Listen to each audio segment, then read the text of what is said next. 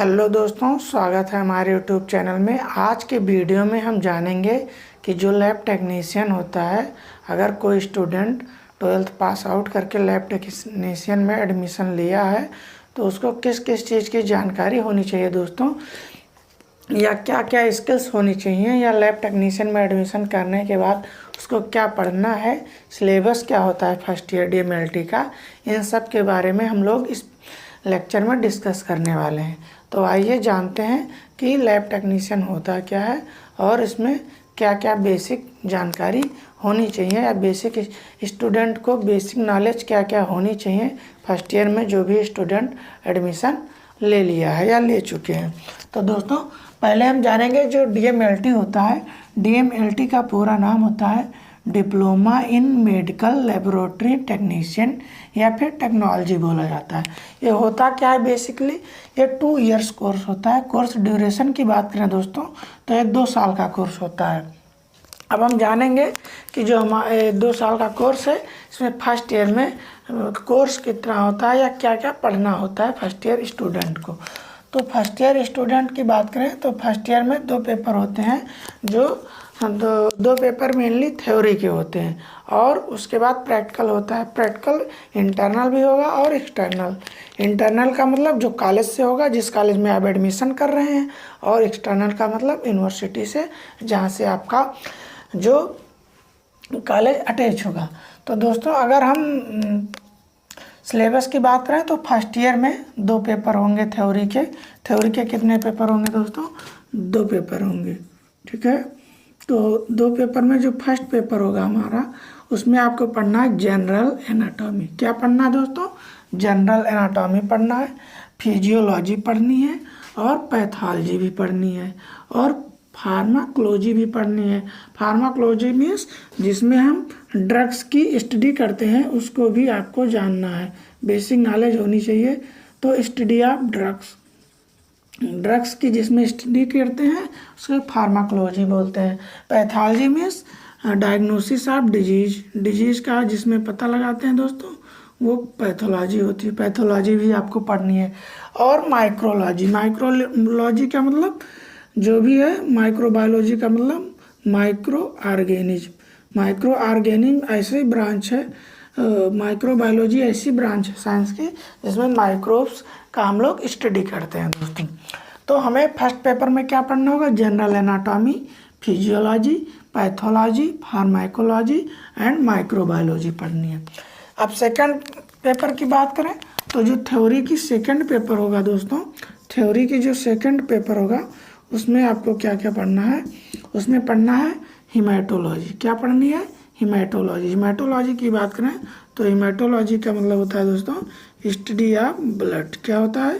Study of blood, या उससे कोई भी रिलेटेड हैं डिसऑर्डर क्या होते हैं, क्लॉटिंग फैक्टर क्या है दोस्तों, ये सारी चीज़ें हम लोग किस में स्टडी करते हैं? हीमेटोलॉजी में। फिर आपको माइक्रोबायोलॉजी भी सेकंड पेपर में भी माइक्रोबायोलॉजी आपको पढ़नी है, इससे भी रिलेटेड आपके एग्जाम में आएगा। और थर्ड जो टॉपिक होगा वो आपको क्या पढ़ना है? बायो केमिस्ट्री भी पढ़नी है। तो हम लोगों ने देखा कि फर्स्ट ईयर स्टूडेंट को फर्स्ट पेपर में थ्योरी के general anatomy, physiology, pathology, pharmacology and microbiology. Second paper में हीमेटोलॉजी, माइक्रोबायोलॉजी एंड बायोकेमिस्ट्री, इतनी पढ़नी। अब ये जो पेपर होगा, पेपर में मार्क कैसे डिवाइड होंगे वो आपको हम बता दे रहे हैं। जो हमारा जो पेपर एक पेपर होगा वो होता है 100 मार्क का। कितने का होता है दोस्तों? 100 नंबर का होता है, ठीक है। अब 100 नंबर में जो हमारा 20 नंबर होगा वो होगा इंटरनल मीन्स कॉलेज की तरफ से, एंड 80 नंबर होगा वो एक्सटर्नल होगा। ये थ्योरी की बात की जा रही है। तो 20 नंबर होगा जो टर्मिनल आपके एग्ज़ाम होंगे, टर्म एग्ज़ाम होंगे, उन सब से आपके इंटरनल मार्क 20 नंबर जुड़ेंगे, और जो बाहर से पेपर आएगा वो आपको 80 नंबर के मिलेंगे, या 80 नंबर वहाँ से जोड़े जाएंगे। टोटल जो थ्योरी का हो जाएगा दोस्तों वो हो जाएगा 100 नंबर। कितने हो जाएंगे? 100 नंबर के हो जाएंगे। इंटरनल 20 नंबर और 80 नंबर एक्सटर्नल मीन्स यूनिवर्सिटी से। और दूसरा, अगर हम थ्योरी की बात करें तो थ्योरी में क्या होगा, 20 नंबर यहाँ होगा जो इंटरनल होगा यानी कि कॉलेज से होगा, और एक्सटर्नल मीन्स बाहर से जो वाइबा लेने आपके जब वाइबा होगा, प्रैक्टिकल होगा दोस्तों, तो वहाँ से आएंगे। तो 80 नंबर वहाँ से आपको जोड़ेंगे, तो आपका 100 नंबर प्रैक्टिकल का होगा और 100 नंबर थ्योरी के हो गए। तो थ्योरी के 2 पेपर हो गए, तो 200 नंबर ये हो गए और 100 नंबर प्रैक्टिकल, यानी कि जो आप फर्स्ट ईयर में रहेंगे तो मैक्सिमम मार्क रहेगा वो 300 का रहेगा। कितने का रहेगा दोस्तों, 300 का रहने वाला। ठीक है, अब जानेंगे कि कोई भी स्टूडेंट है जो लैब टेक्नीशियन में एडमिशन ले चुका है, उसको किस किस बेसिक किस नॉलेज की ज़रूरत होती है, या लैब टेक्नीशियन करने के बाद बेसिकली क्या क्या उसको नॉलेज होना चाहिए। तो आप लोग पहले जानेंगे टू प्रिपेयर लैब टेक्नीशियन। अगर कोई लैब टेक्नीशियन बनना चाहता है तो मेनली किस किस बातों को या किस किस जानकारी उसके अंदर होनी चाहिए। ठीक है दोस्तों, can perform all pathological test. अगर कोई लैब टेक्नीशियन है तो पैथोलॉजिकल जो टेस्ट होते हैं दोस्तों, वो सारे उसको परफॉर्म करने, उसको टेस्ट लगाने आने चाहिए। दूसरा पॉइंट है can perform all biochemistry test. जो भी बायोकेमिस्ट्री टेस्ट हैं वो भी उसको लगाने या परफॉर्म करने आने चाहिए, जैसे कि शुगर का टेस्ट हो गया, लीवर फंक्शन टेस्ट का, या किडनी फंक्शन टेस्ट। आज बहुत सारे टेस्ट हैं, इन सारे टेस्ट को उसको अच्छे से परफॉर्म करने आने चाहिए। अगला है can perform all microbiological test.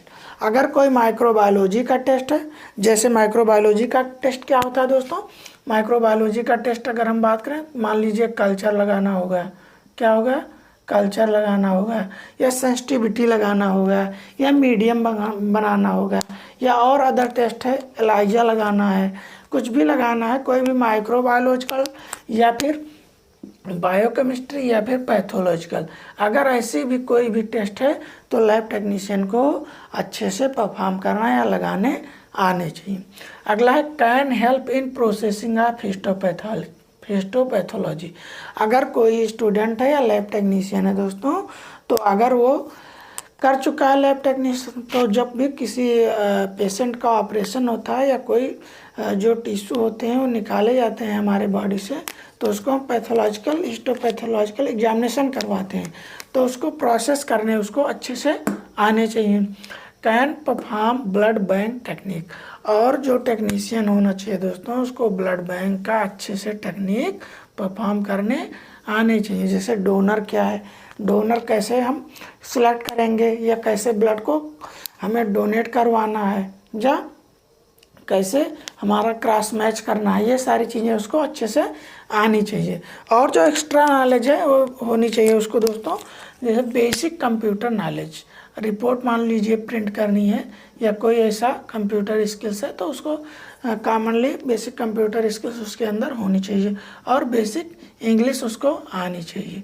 तो ये सारा हमने जो आपको बताया आज के वीडियो में दोस्तों, ये जो नॉर्मली है ये लगभग स्टूडेंट को जाननी चाहिए होती थी। अगर ये आपको जानकारी अच्छी लगी हो तो प्लीज़ हमारे वीडियो को लाइक करें।